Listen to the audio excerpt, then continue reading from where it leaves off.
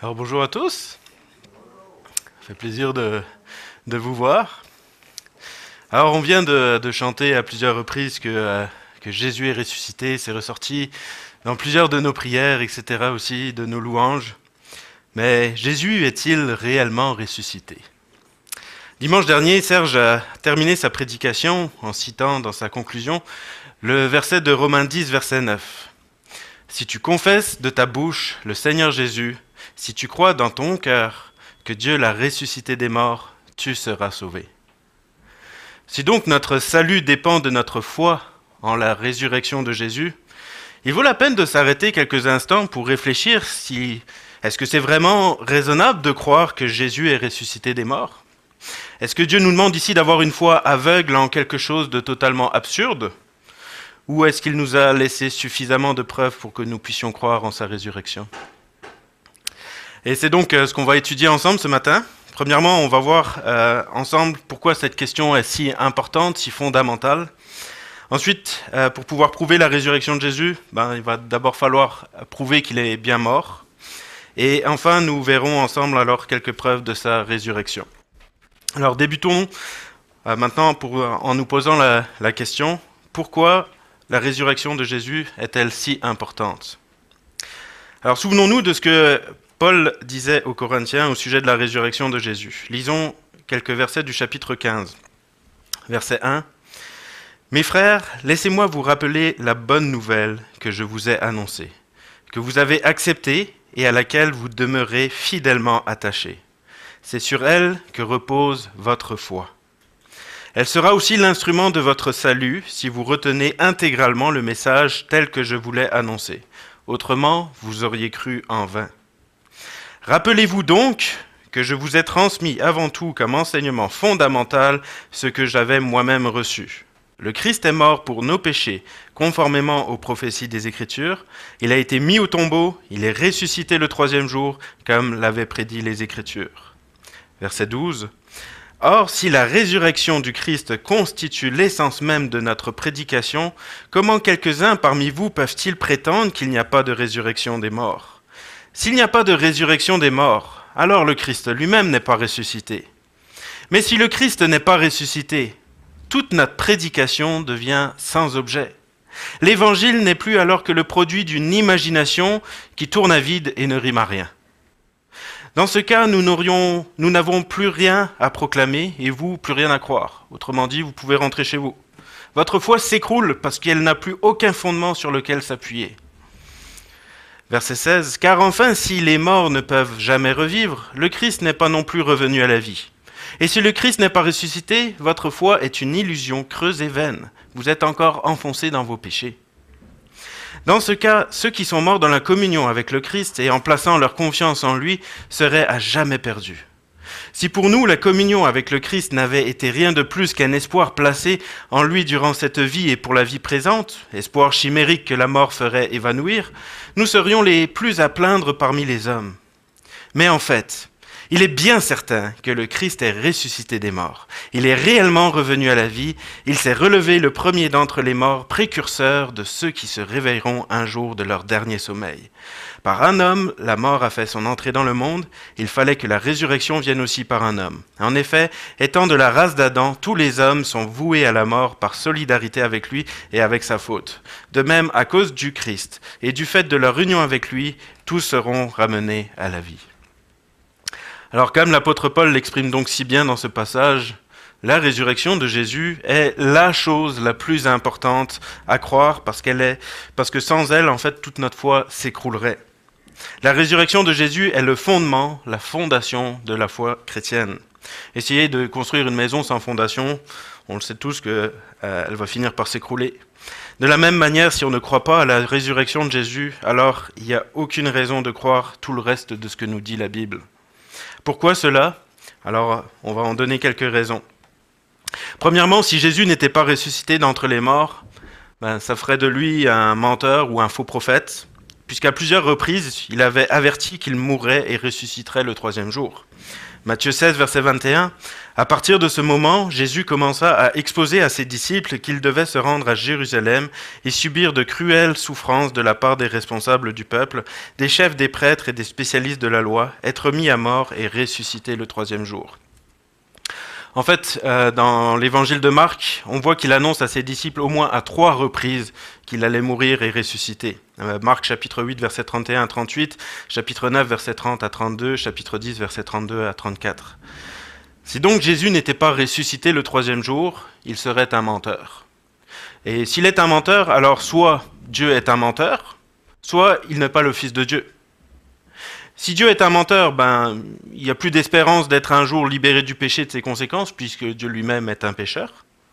Et si Jésus n'est pas le Fils de Dieu, alors il n'a aucun espoir à nous apporter. Il ne peut pas nous délivrer non plus. À ce sujet, j'aime aussi beaucoup ce que va dire Michael Kruger dans une lettre qu'il va adresser à sa fille. Voici ce qu'il dit. Jésus lui-même prédit sa résurrection, Matthieu 16, verset 21, c'est le passage qu'on vient de lire. Il s'agit là d'une affirmation risquée, si tu y réfléchis. Annoncer sa propre résurrection, puis ne pas se relever d'entre les morts, voilà qui détruirait immédiatement la crédibilité d'un prophète. À l'inverse, si le prophète en question ressuscite, cela constituerait la justification ultime et immédiate de toutes ses paroles et tous ses actes. Fin de citation.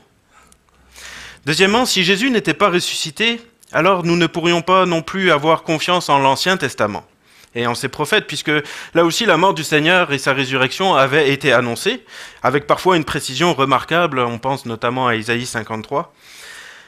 De plus, ce qui nous permet également de vérifier l'Ancien Testament aujourd'hui, c'est parce que Jésus l'a cité à de nombreuses reprises en prenant pour acquis que c'était une source fiable. Or, si comme on l'a vu précédemment, Jésus est un menteur, ou n'est pas le Fils de Dieu, alors on perd quand même de solides arguments pour croire en la fiabilité de l'Ancien Testament. Troisièmement, si Jésus est bien le Fils de Dieu et qu'il n'est pas ressuscité, alors cela signifierait soit qu'il avait péché et que donc il méritait la mort. Dans ce cas, on n'aurait plus d'espérance puisqu'il ne pourrait pas porter notre condamnation. Ou alors cela signifierait que Dieu ne serait pas tout-puissant, comme l'ont dit quelque part ceux qui se moquaient de Jésus à la croix en disant, en Matthieu 27, verset 42, « Lui qui sauvait les autres, le voilà incapable de se sauver lui-même. C'est ça le roi d'Israël, qu'il descende donc de la croix, alors nous croirons en lui. » Si donc il avait été impuissant pour ressusciter des morts, il ne serait pas capable non plus d'un jour nous ressusciter nous aussi de la mort. Quatrièmement, si Jésus n'était pas ressuscité, la rédemption aurait juste pas fonctionné. Comme le disait Jean Chrysostome, un des pères de l'Église, si Jésus-Christ mort n'a pu ressusciter, le péché n'a pas été aboli, la mort n'a pas été détruite, la malédiction n'a pas été enlevée. Fin de citation. Nous serions donc toujours sous la condamnation, coupés de Dieu et sans espoir. Voilà donc pourquoi l'apôtre Paul dit avec raison que toute notre foi serait vaine. Et même que nous serions les plus malheureux parmi les hommes, comme on peut le lire en 1 Corinthiens 15, 20, qu'on a lu tout à l'heure. Nous serions les plus malheureux parce que nous serions sans cesse en lutte contre le péché, sans avoir finalement notre principale motivation, c'est-à-dire l'espoir d'une délivrance, d'une justice, d'être dans la présence de Dieu. De plus, comme va le dire Ecclésiaste chapitre 9, verset 2, tout arrive également à tous, même sort pour le juste et pour le méchant, pour celui qui est bon et pur et pour celui qui est impur, pour celui qui sacrifie et pour celui qui ne sacrifie pas. Et il en est du bon comme du pécheur, de celui qui jure comme de celui qui craint de jurer.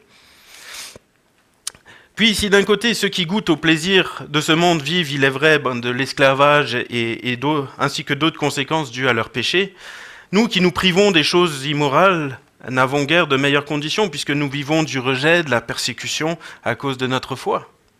Voilà donc pourquoi nous serions les plus malheureux parmi les hommes si Jésus n'était pas ressuscité. Remarquez maintenant la transparence de l'apôtre Paul dans sa lettre aux Corinthiens. Il n'a pas peur de le dire, que sans la résurrection de Jésus-Christ, toute notre foi s'écroule. Autrement dit, si on veut s'attaquer à la foi chrétienne, il suffit de montrer que Jésus n'est pas ressuscité, et alors toute notre foi s'écroule. Mais j'ai une bonne nouvelle pour vous ce matin. L'Église est toujours là après 2000 ans. Ça veut quand même dire quelque chose. Si donc Paul pouvait en toute transparence dire ceci, c'est parce que d'un autre côté, il savait que la résurrection de Jésus était très facilement démontrable. Alors, avait-il raison ? Est-ce que notre foi est construite sur de solides fondations ou est-ce que celles-ci sont douteuses? C'est donc ce qu'on va voir maintenant. Et pour cela, commençons par vérifier la première étape, c'est-à-dire que Jésus est bien mort. Donc Jésus est-il réellement mort? Cette question est vraiment importante parce que certains, finalement, pour nier la résurrection de Jésus, vont simplement dire que Jésus, il n'est jamais mort. C'est par exemple le cas de Frédéric Armand, un historien français de notre époque. Il a écrit un livre intitulé « Jésus est-il mort sur la croix ?» Selon un article dans le journal Le Devoir datant de 2018, il est dit que dans son livre, Armand affirme que Jésus n'est pas mort sur la croix, c'est-à-dire que le supplice de la crucifixion ne l'a pas tué et qu'il était encore vivant quand on l'a mis au tombeau. Plus loin dans l'article, il est aussi dit que Armand établit d'abord que les évangiles de Jean et surtout de Marc sont les plus fiables sur le plan historique. Donc il ne remet pas en question les récits de la mort qui pour lui sont très fidèles à ce qui s'est passé. Pour lui, Jésus a bien été flagellé, il a porté la barre horizontale de la croix jusqu'au lieu de la crucifixion. L'affaire du coup de lance au côté évoqué par Jean est aussi analysée par Armand, mais qui conclut simplement que le geste n'a pas été fatal. Armand ainsi que d'autres historiens remettant en cause la mort de Jésus s'appuient en fait principalement sur le fait que pour un crucifié, Jésus est mort rapidement. Voici encore ce que dit l'article du journal Le Devoir. Supplice fréquent à l'époque, le crucifiement, malgré son caractère spectaculaire, entraîne une mort très lente, plusieurs jours parfois. Mis en croix le vendredi matin ou midi, Jésus en est descendu vers 15 heures avant le début du sabbat. Pour s'assurer de la mort des crucifiés, on leur brise les tibias à la masse. Or, l'évangile de Jean affirme que ce supplice a été épargné à Jésus parce qu'on le croyait déjà mort, ce qui, écrit Marc, étonne Pilate. L'affaire du coup de lance au côté évoqué par Jean est aussi analysée par Armand qui conclut que le geste n'a pas été fatal. L'historien avance l'hypothèse de la syncope pour expliquer l'inconscience profonde de Jésus au moment de la descente de la croix. Son réveil surviendra une fois au tombeau et les apôtres ensuite croiront vraiment à une résurrection. Fin de citation. Alors, que penser de tout cela? Est-ce que ces doutes sont possibles? Je vais vous laisser vous faire votre propre opinion, mais revoyons ensemble le déroulement de la mort de Jésus. Si l'on comprend bien les contradicteurs, ce qui les fait soi-disant douter de la mort de Jésus, c'est la rapidité avec laquelle il a agonisé sur la croix. Généralement, les crucifiés mouraient lentement de ce qu'on a lu tout à l'heure. Mais ce qu'il ne faut pas oublier, c'est que Pilate, ne trouvant rien de valable pour faire condamner Jésus, a d'abord cherché à lui faire éviter la crucifixion, et pour cela, il l'a d'abord fait flageller. Luc 23, verset 22. Pour la troisième fois, Pilate leur demanda « Mais enfin, qu'a-t-il donc fait de mal? Je n'ai rien trouvé en lui qui puisse le faire condamner à mort. Je vais donc lui faire donner le fouet, puis le remettre en liberté. » Aussi, comme le rappelait régulièrement Noël Aubu, pour ceux qui s'en souviennent, le fouet utilisé pour la flagellation était composé de lanières de cuir au bout desquelles étaient attachées des boules de plomb.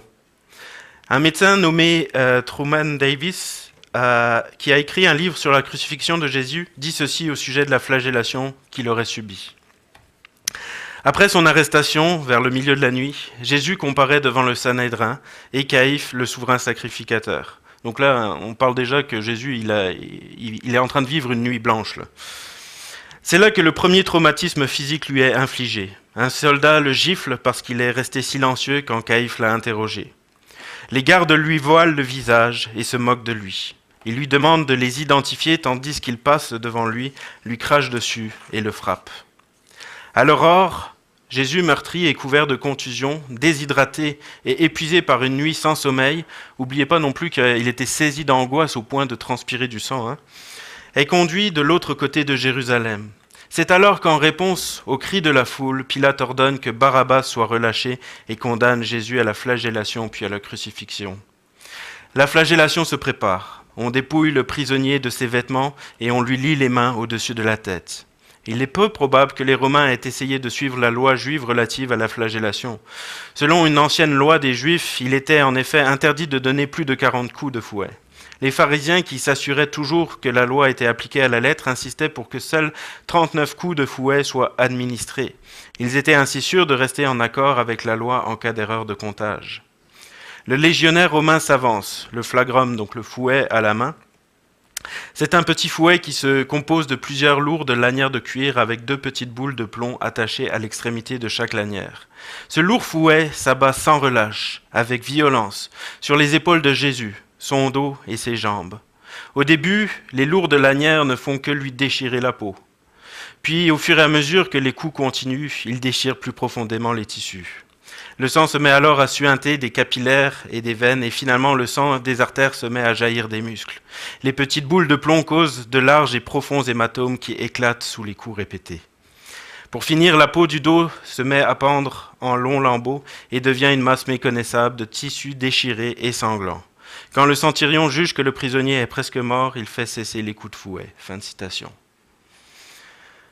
Là, pour ceux que ça intéresse, là, mais c'est pas pour les âmes sensibles, sur Internet, il y a des vidéos où ils utilisent un flagrum sur différentes matières. Je vous rassure, c'est pas sur des humains, mais on peut voir les dégâts que ça fait très rapidement sur n'importe quelle matière, même des matières assez solides.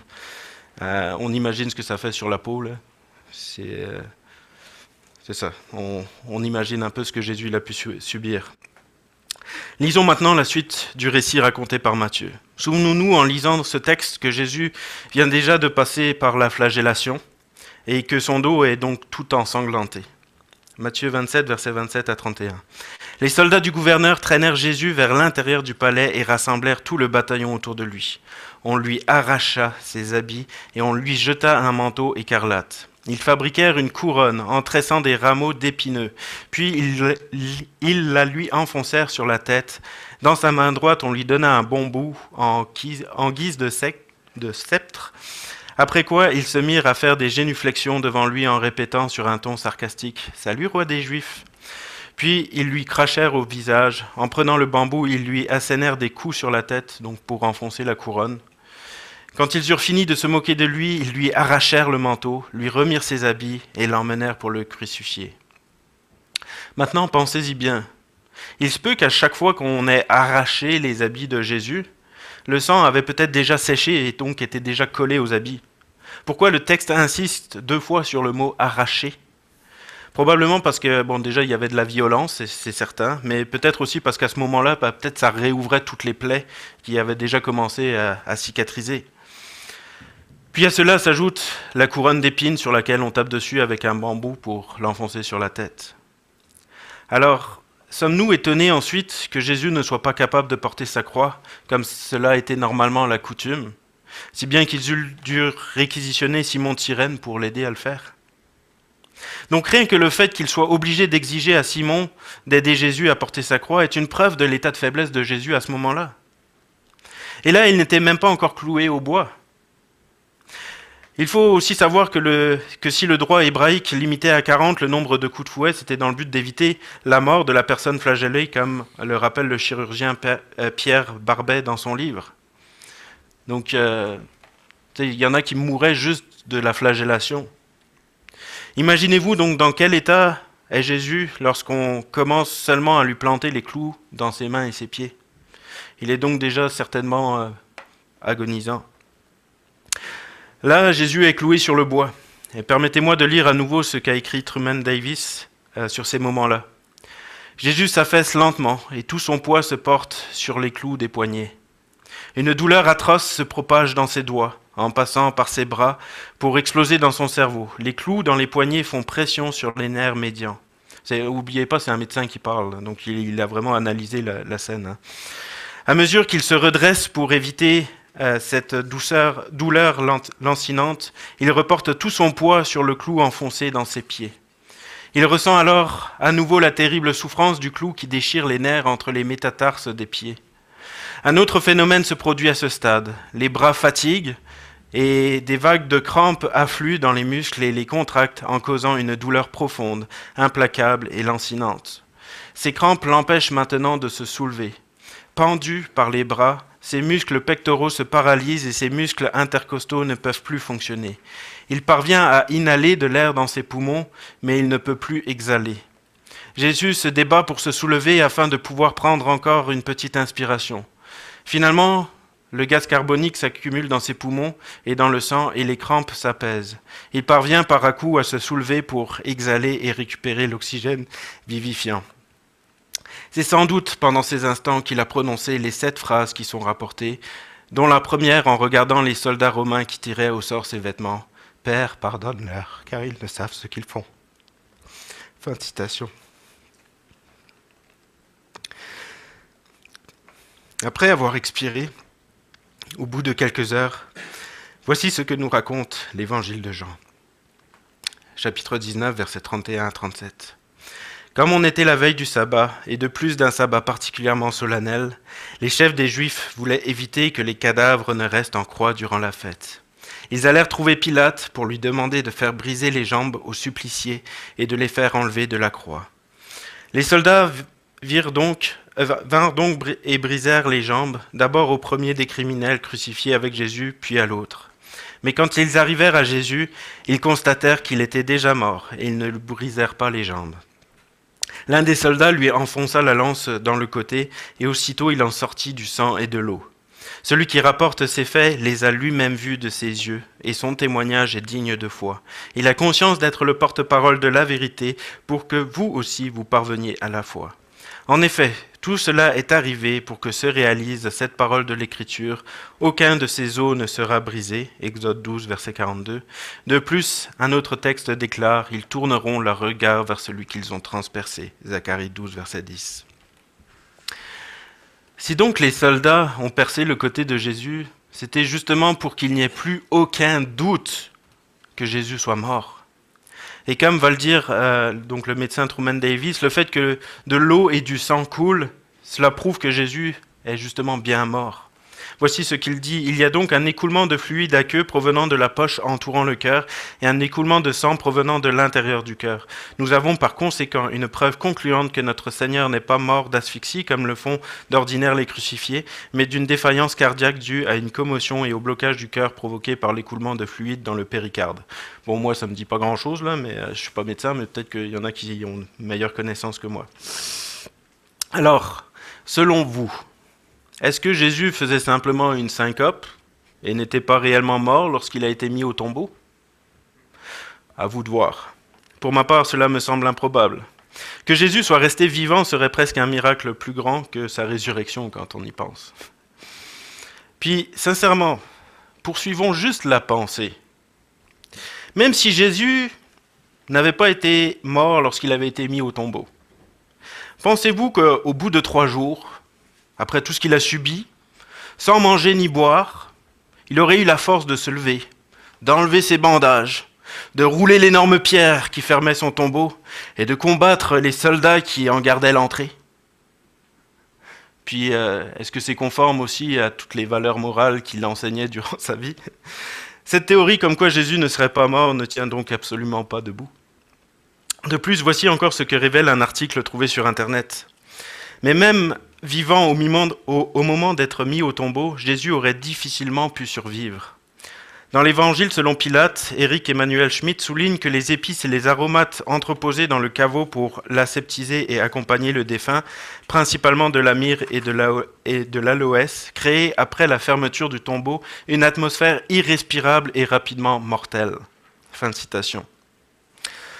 Enfin, une dernière preuve pour moi que Jésus est bien mort, c'est ce qui s'est passé au moment même où Jésus a agonisé. Matthieu 27, versets 50 à 54. À ce moment, Jésus poussa de nouveau un grand cri et rendit l'esprit. Et au même instant, le rideau dans le temple qui séparait le lieu saint du lieu très saint se fendit en deux et se déchirant de haut en bas. La terre trembla, les rochers éclatèrent, des tombes s'ouvrirent et des corps de plusieurs hommes de Dieu qui étaient morts ressuscitèrent.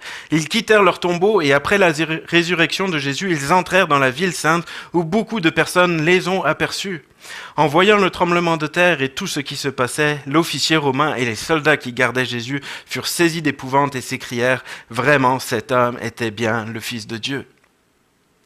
Alors pour les premiers lecteurs là, de l'évangile de Matthieu qu'on vient de lire, un tel événement était facilement vérifiable. Des témoins de ces événements étaient très certainement encore vivants. Un tel événement n'avait pas le choix de marquer les gens. Pensez-y, il y avait le voile du temple qui est déchiré du haut en bas, il y a des tremblements de terre, des rochers qui éclatent, des tombes qui s'ouvrent, des corps qui ressuscitent, avec des témoins qui voient des personnes mortes revenues à la vie.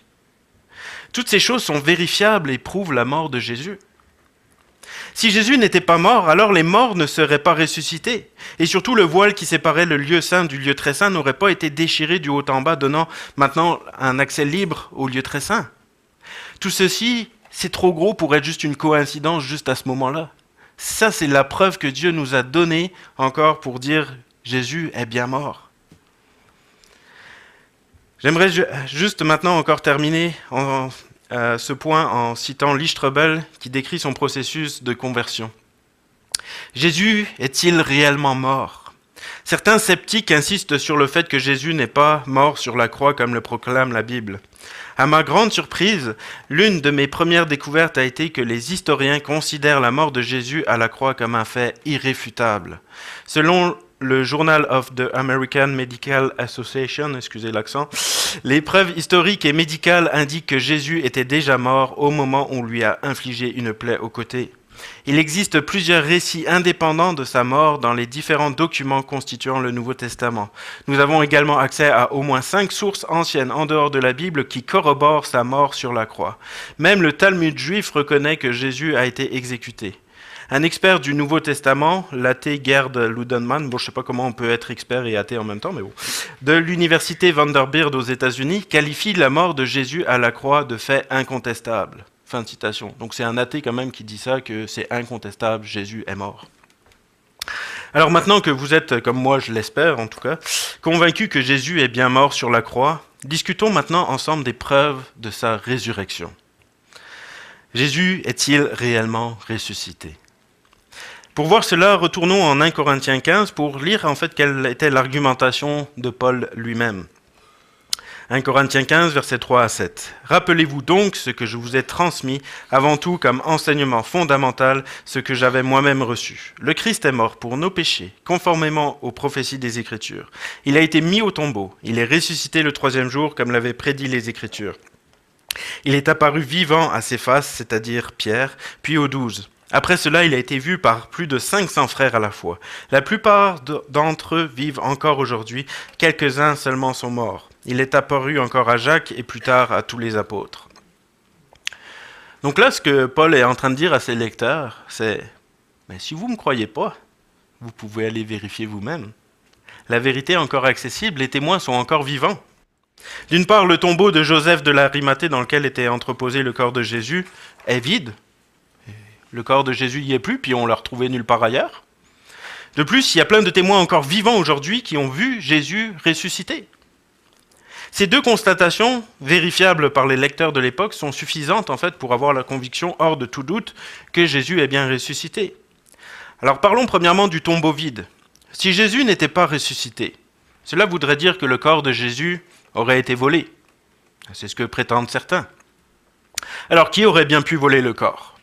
Est-ce que ça se pourrait que ce soit les Juifs ou les Romains ? Réfléchissons un instant. Il est vrai qu'eux avaient la possibilité de le faire puisque le tombeau était sous leur garde. Mais pour quelle raison est-ce qu'ils auraient fait cela ? Avait-il un motif pour le faire ? Absolument pas. Autant les Juifs que les Romains ne voulaient surtout pas que l'on puisse croire que Jésus était ressuscité.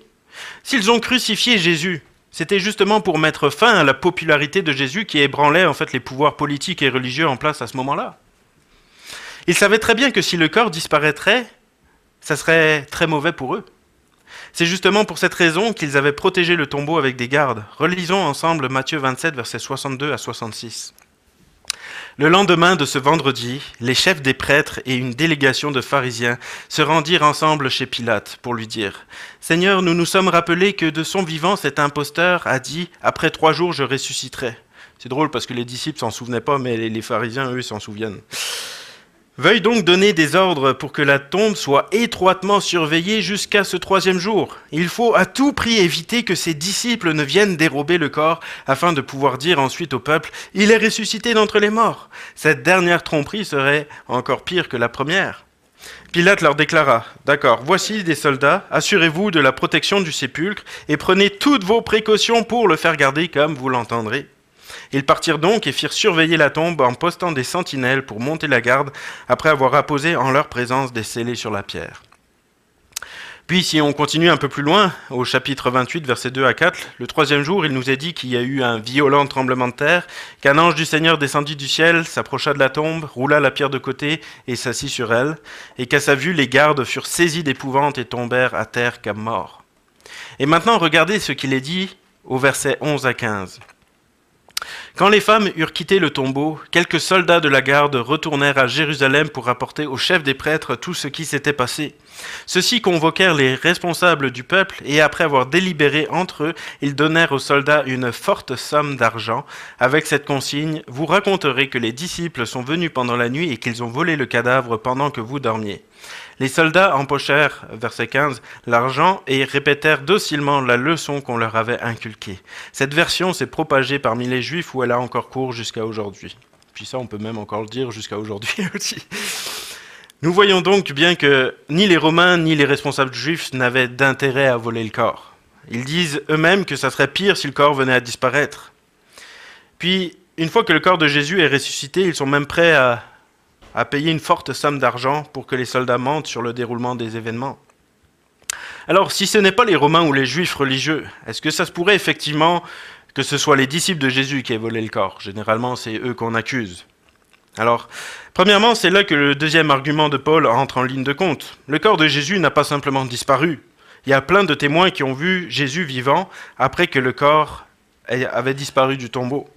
Des témoins qui sont encore vivants du temps où Paul a écrit cette lettre et donc dont les lecteurs peuvent vérifier le témoignage. Alors, se pourrait-il que ce soit une hallucination, comme plusieurs le prétendent, pour tenter d'expliquer cela? Il y en a plusieurs qui vont dire, ouais, ben là, ils n'ont pas vraiment vu Jésus, ils avaient tellement envie de le revoir que c'est des hallucinations qu'ils ont reçues. Bon, on va étudier ça. Tout d'abord, il faut savoir que les hallucinations ne sont pas physiques. Et il n'est pas possible de les toucher, comme a pu le faire Thomas. On ne peut pas non plus manger avec elles. Si elles peuvent être assises à table en face ou à côté de nous, elles ne peuvent pas nous faire à manger, comme ce fut le cas en Jean 21, verset 9, où on voit que Jésus avait préparé du poisson et du pain, qu'il était en train de les faire cuire sur un feu. De plus, il n'existe pas non plus de phénomène d'hallucination collective où tout le monde voit la même hallucination en même temps, la même chose. Alors quand Paul dit au verset 6 qu'il a été vu par plus de 500 personnes à la fois, cela démontre que ce n'est simplement pas une hallucination.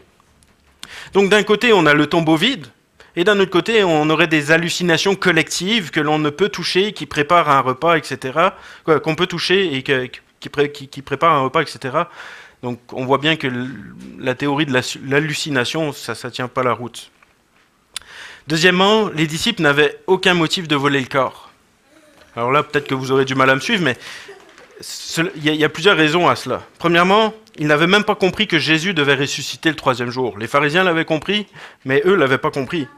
Lorsque Marie de Magdala voit que Jésus n'est plus dans le tombeau, elle va avertir Pierre et Jean. Ceux-ci s'en viennent en courant au tombeau pour constater par eux-mêmes que le corps n'est plus là. Et voici ce qu'il nous est dit ensuite en Jean 20, versets 8 et 9. Alors l'autre disciple, Jean, celui qui est arrivé le premier, entre à son tour dans le caveau. Il voit tout et il croit. Donc il croit seulement à ce moment-là quand il voit par lui-même. En effet, jusque-là, il n'avait pas encore compris l'écriture d'après laquelle Jésus devait ressusciter d'entre les morts. Alors sincèrement, sans vouloir être méchant avec les disciples, ils n'étaient pas vraiment assez intelligents pour faire ça, là, pour simuler un complot, puis tout ça. À travers tous les évangiles, on voit même de manière générale que les disciples ne comprennent souvent pas grand-chose à ce que Jésus leur dit. Même Jésus en était agacé. Souvenez-vous quand il leur avait dit « Race incrédule et perverse, jusqu'à quand vous supporterai-je » Matthieu 17, verset 17. De plus, bon, honnêtement, pensez-vous franchement que les disciples étaient... Alors peut-être qu'ils étaient assez intelligents, mais pensez-vous qu'ils étaient assez courageux pour aller voler le corps, sachant que le tombeau était quand même très bien gardé, qu'il y avait un seau à l'entrée, que si on le brise, ça fait du bruit. Souvenez-vous, lorsque Jésus fut arrêté, les disciples ont tous fui. Marc 14, versets 50 à 52. Alors tous ses disciples l'abandonnent et prennent la fuite. Un jeune homme pourtant le suit, couvert seulement d'un morceau d'étoffe. Les agents se précipitent sur lui et veulent le saisir, mais lui, abandonnant sa toile de lin entre les mains, s'enfuit tout nu. C'est courageux, ça.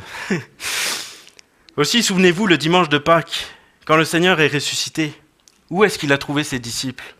Jean 20, verset 19. Ce même dimanche, tard dans la soirée, les disciples étaient dans une maison dont ils avaient soigneusement verrouillé les portes parce qu'ils avaient peur de leurs compatriotes. Jésus survient tout à coup, il se trouvait là, debout au milieu d'eux, et il leur dit que la paix soit avec vous. Donc pensez-vous donc vraiment que les disciples, sans avoir de motif puisqu'ils ne s'attendaient pas à une résurrection de Jésus, aient décidé d'affronter les gardes, de rouler la pierre et d'aller voler le corps de Jésus? Dans quel but? Admettons même s'ils l'avaient fait la nuit et qu'ils avaient trouvé les gardes endormis. Un seau avait été mis sur la pierre pour que si jamais quelqu'un cherche à rouler la pierre, ça fasse du bruit qui aurait réveillé les gardes. Puis sincèrement, pensez-vous vraiment que les gardes dormaient? Ils savaient très bien, on l'a lu tout à l'heure, que c'était le 3e jour qui était crucial, comme on l'a lu tout à l'heure. Et donc certains qu'ils ne devaient pas avoir le goût de dormir à ce moment-là, puis qu'ils devaient avoir assez de pression de leurs supérieurs. Maintenant, tout cela amène une autre question. Est-ce que cela se pourrait que ce soit les disciples qui aient falsifié le récit pour déformer les faits? Pour répondre à cela, il faut premièrement rappeler que cela n'enlève pas les témoins qui ont vu Jésus ressuscité, qui étaient encore accessibles au moment où tout cela a été écrit. Deuxièmement, s'ils avaient modifié les faits pour donner du crédit à leur histoire, ils se seraient probablement arrangés pour paraître un peu moins niaiseux puis un peu moins peureux. Parce que, sincèrement, les récits des évangiles ne sont pas vraiment à leur honneur. Troisièmement, ils n'auraient pas non plus mis comme premier témoin de la résurrection des femmes. Parce que dans la société patriarcale dans laquelle ils vivaient, les femmes n'avaient aucune crédibilité. Désolé, c'est pas moi. Hein. J'ai perdu ma... Ouais. Souvenez-vous par exemple de la Samaritaine en Jean 4, où les habitants de Samarie ont seulement cru la Samaritaine lorsqu'ils ont pu eux-mêmes parler à Jésus. D'ailleurs, quand Marie vient annoncer à Pierre et Jean que le corps de Jésus a disparu, Pierre et Jean, ils ne croient pas Marie sur parole. Et ils décident, ils veulent aller voir par eux-mêmes dans la tombe. Et c'est uniquement quand ils arrivent dans la tombe qu'ils croient. On l'a lu tout à l'heure en Jean 20, verset 8. Quatrièmement, si réellement les disciples avaient falsifié les faits, sincèrement, à la moindre persécution, ils auraient tout avoué. Pourquoi tu falsifies des faits? Pour prouver que tu as raison, puis t'attirer les bonnes grâces des gens, puis passer pour un héros. Quand tu commences à te faire persécuter, puis que tu vois que ton truc, ça marche pas, là, tu t'arrêtes là, tu t'avoues tout, puis tu te dis, ok, c'est bon, j'arrête. Mais là, c'est tout le contraire qui est arrivé. Ils étaient prêts à mourir pour ce qu'ils savaient être la vérité. Qui prendrait le risque de mourir pour un mensonge? Donc une des plus grandes preuves de la résurrection de Jésus est aussi la vie des disciples après que Jésus se soit révélé à eux une fois ressuscité. Le fait qu'ils aient tous été prêts à mourir pour leur foi démontre que Jésus est réellement ressuscité. Et c'est pas les mêmes disciples qu'on a vus tout à l'heure là, qui sont peureux puis qui s'enfuient tout nus. Là. Souvenez-vous des poules mouillées qu'ils étaient avant la résurrection de Jésus. Du jour au lendemain, ils n'ont plus peur de la mort et de la persécution. Qu'est-ce qui aurait pu provoquer un tel changement si ce n'est la résurrection de Jésus? C'est d'ailleurs aussi l'argumentation de Paul dans la suite du chapitre d'1 Corinthiens 15, versets 29 à 34. D'autre part, s'il ne devait pas y avoir de résurrection, que signifierait la conduite de ceux qui se font baptiser au risque de mourir? Parce que dans ce temps-là, on pouvait mourir, et puis même encore aujourd'hui, dans certains pays, on peut mourir pour notre foi. S'il est vrai que les morts ne ressuscitent jamais, pourquoi donc courir ce risque en se faisant baptiser? À quoi cela leur servirait-il? Et nous-mêmes, pourquoi affronterions-nous à tout moment des dangers de mort? À quoi bon prendre de tels risques et nous exposer à des périls continuels? Journellement, je vois la mort en face, frère, aussi vrai que je suis fier d'être uni à vous dans la communion avec Jésus-Christ notre Seigneur. Si la lutte que j'ai soutenue à Éphèse, véritable combat contre des bêtes fauves, ne s'est inspirée que par des motifs purement humains, si elle n'était rien de plus qu'une aventure propre à exalter l'homme, à quoi cela me servirait-il? Si les morts ne devaient pas ressusciter, nous n'aurions qu'à agir d'après le proverbe « mangeons et buvons, car demain nous mourrons ». Attention, ne vous laissez pas séduire par de tels slogans. Souvenez-vous que les mauvaises compagnies corrompent les bonnes mœurs. Elles ruinent toute morale et dégradent le caractère le plus résolu. Dégrisez-vous, dessoulez-vous, limite là, c'est ça qu'il dit. Donc, et réagissez sérieusement et revenez à votre bon sens. Quittez le chemin menant au péché, car les personnes qui propagent ces erreurs montrent par là simplement qu'elles ne connaissent pas Dieu. Elles se font de lui une représentation totalement fausse. Un tel état de fait n'est guère à votre honneur, et si je le relève, c'est pour vous en faire rougir. Donc non seulement les apôtres, mais même tous les premiers chrétiens, s'ils étaient prêts à mourir pour leur foi, cela démontre qu'ils étaient réellement convaincus, eux qui avaient cette possibilité de vérifier les faits. Aussi, souvenez-vous de la discussion que l'apôtre Paul a pu avoir avec Festus et le roi Agrippa, acte 26, versets 22 à 28. Mais jusqu'à ce jour, Dieu m'a protégé, donc c'est Paul qui parle, de sorte que je vis toujours et que je peux continuer à rendre mon témoignage aux petites gens comme aux puissants de ce monde. D'ailleurs, j'annonce seulement ce que les prophètes et Moïse ont prédit, rien de plus. C'est-à-dire que le Christ devait souffrir, qu'il mourrait et ressusciterait le premier d'entre les morts pour annoncer la lumière du salut, non seulement au peuple juif, mais aussi aux autres nations. Paul en était là dans sa défense quand Festus s'écria à haute voix « Mon pauvre Paul, tu déraisonnes, toutes tes études t'ont fait perdre la tête. » Paul va leur répondre « Non, Excellence, je ne suis pas fou, tout ce que je dis est vrai et sensé. » D'ailleurs, Sa Majesté est certainement au courant des faits que j'avance. C'est pourquoi je lui en parle franchement, en toute confiance. Je suis persuadé qu'aucun détail des événements auxquels j'ai fait allusion ne lui a échappé, car ils ne se sont pas accomplis en cachette dans un coin perdu. Roi Agrippa, crois-tu à ce qu'ont dit les prophètes ? Oui, je suis sûr que tu y crois. Alors Agrippa dit à Paul, pour un peu tu me persuaderais de me faire chrétien. Donc encore une fois, Paul invite ici Agrippa à vérifier les faits. D'ailleurs, il sait très bien qu'Agrippa est déjà au courant de tous ces faits. Et regardez le résultat. Agrippa sait que si Paul continue, il va finir par se convertir, parce que lui-même, qui connaît les faits, sait qu'au fond, Paul a raison.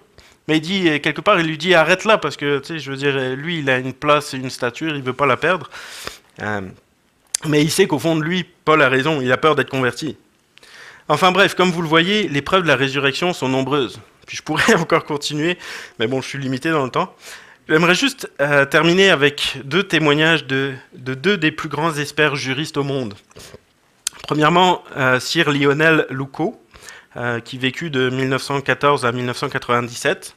Il est considéré comme l'un des plus grands avocats de l'histoire britannique. Il est inscrit dans le livre des records mondiaux Guinness comme étant l'avocat le plus victorieux du monde.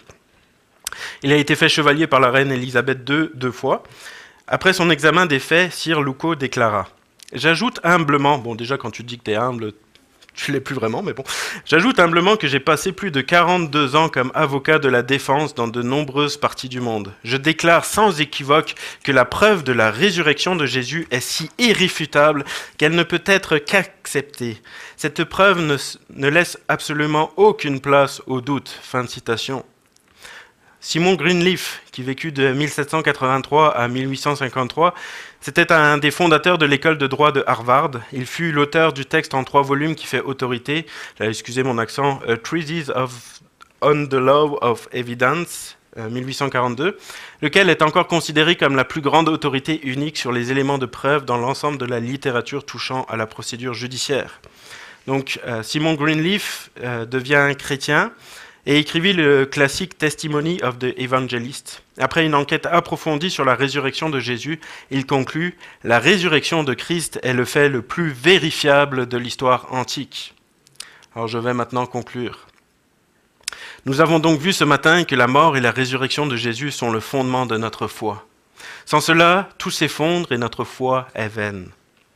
Heureusement, Dieu, dans sa grâce, a fait en sorte que la mort et la résurrection de Jésus soient facilement démontrables. Comme le dit Simon Greenleaf, que nous venons de lire, c'est même le fait le plus vérifiable de l'histoire antique.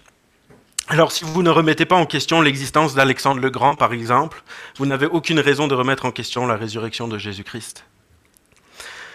Maintenant, comme on l'a vu aussi en 1 Corinthiens 15, si Jésus est ressuscité et qu'on le croit réellement, alors cela devrait changer toute notre vie. On ne peut plus rester comme avant. Si l'on croit à la résurrection, alors nous savons d'une part qu'un jour on aura des comptes à rendre à Dieu, mais aussi d'une autre part que nous devenons conscients que notre vie sur la terre n'est qu'un souffle. Nous devenons alors prêts à tout perdre ici-bas afin de tout gagner dans la vie éternelle. Un vrai chrétien qui croit en la résurrection n'a plus peur de la mort. Il ne veille plus au jour le jour à chercher à profiter de sa vie au maximum. Mangeons et buvons car demain nous mourrons. Ça, ce sont ceux qui n'ont pas d'espoir qui vivent de cette manière. Non, pour le croyant, son espérance est dans l'éternité avec Dieu, dans la présence de Jésus et entouré de son amour. Son amour qui a été prêt à subir une terrible souffrance en venant mourir sur la croix, comme on l'a vu aussi ce matin. Cet amour de Jésus nous promet aussi un monde où il n'y a plus de péché, plus de peine, plus de souffrance. Et si donc nous croyons cela, nous devrions donc être prêts, nous aussi, à tout perdre afin de tout gagner. Relisons Romains 10, verset 9. « Si tu confesses de ta bouche le Seigneur Jésus, et si tu crois dans ton cœur que Dieu l'a ressuscité des morts, tu seras sauvé. » Comme l'a dit Serge dimanche dernier, il n'est pas seulement question ici de croire intellectuellement, mais de croire dans son cœur que Dieu l'a ressuscité des morts. Pourquoi cela ? Parce que c'est lorsque la croyance vient dans le cœur qu'elle provoque un changement de comportement. Si tu crois réellement dans ton cœur que Jésus est ressuscité, alors tu ne vas plus vivre de la même manière qu'avant. Tu ne vivras plus pour savourer chaque moment de ta vie, mais tu vas vivre pour plaire au Seigneur parce que tu l'aimes et que tu lui es reconnaissant pour tout ce qu'il a fait pour toi, et parce que tu sais que notre espérance n'est pas ici-bas sur la terre, mais elle est auprès de notre Seigneur dans la gloire éternelle. Aussi, ce matin, j'aimerais terminer par un appel. Peut-être que jusqu'à présent, certains d'entre vous n'étaient pas encore convaincus de la mort de Jésus et de la véracité de la foi chrétienne et de la parole de Dieu. Mais peut-être aussi, et je l'espère, que cette prédication vous a convaincu. Parce qu'honnêtement, c'était mon but, je pense que vous l'avez deviné. Si c'est le cas, si vous avez été touché par ce message, si aussi vous avez été touché par l'amour de Jésus, qui sur la croix a dit « Père, pardonne-leur », qui est venu mourir à la croix pour subir la condamnation qu'on méritait tous à cause de nos péchés, si aujourd'hui, suite à ce message, vous croyez que Jésus est bien mort et ressuscité, j'aimerais vous inviter à prendre une réelle décision dans votre vie ce matin. J'aimerais vous inviter à prendre la ferme résolution de suivre Jésus et de lui donner votre vie. Aussi, si c'est le cas de l'un d'entre vous ce matin, je vous invite à aller parler à l'un des anciens pour que nous puissions prier pour vous et avec vous. Que le Seigneur vous bénisse tous. Je vais terminer par la prière. Alors merci notre Père encore pour ta parole qui est un témoin fidèle de tous ces événements. Merci parce que tu ne nous as pas demandé de croire des choses farfelues, mais tu nous as donné toutes les preuves nécessaires. Parfois, on a du mal à croire parce qu'on a du mal à croire au surnaturel, au miracle, mais si tu es Dieu, que tu es à l'origine de nos vies, à l'origine de la terre, que tu es le Créateur, je veux dire, les miracles ne devraient plus nous poser de problèmes. Alors, Père, je te prie pour peut-être tous ceux qui n'ont pas encore qui ne t'ont pas encore donné leur vie. Je te prie pour que ce message puisse les toucher, continuer de faire un chemin dans leur cœur et puis qu'ils puissent courber le genou devant toi, et puis te suivre et ainsi aussi être pardonnés et pouvoir goûter un jour à la vie éternelle dans ta présence. Puis je te prie aussi pour chacune de nos vies, parce que comme on l'a vu, si on croit dans notre cœur que Jésus est ressuscité, alors ça devrait changer toute notre vie, on ne devrait plus se comporter de la même manière. Alors je te prie pour que vraiment nous puissions être des témoins par nos vies de ce que l'on croit. Et si c'est parce que, si on ne l'est pas parce que cette foi n'est pas bien ancrée en nous, je te prie de l'ancrer en chacun de nous, toujours plus, jour après jour, pour que nous puissions briller, pour que nous puissions rayonner autour de nous et montrer que justement tu es ressuscité. Alors, on veut te remercier encore pour ton œuvre à la croix, pour ton pardon, pour ton amour, et merci pour tout. Gloire à ton nom. Amen.